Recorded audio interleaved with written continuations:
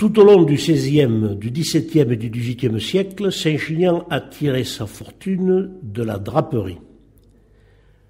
Les moutons étaient abondants, on pouvait facilement, surtout à partir de la création du canal du Midi, importer des laines venues d'ailleurs et particulièrement d'Espagne.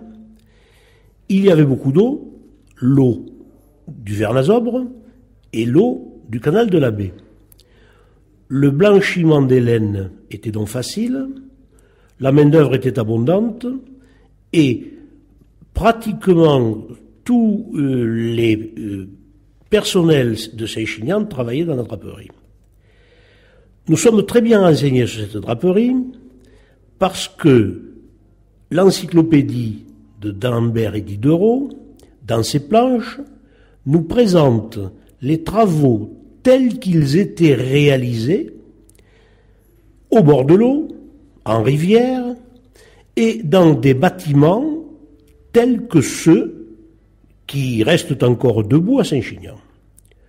On peut par exemple, sur cette planche, imaginer de grandes salles allongées avec de nombreuses fenêtres dans lesquelles avaient lieu les travaux de mise en forme de la laine. Les métiers à tisser étaient fort simples. Ils consistaient en un bâti de bois suffisamment étroit pour que chaque tisserand puisse manœuvrer la navette d'un bout à l'autre du métier à partir du mouvement de ses bras.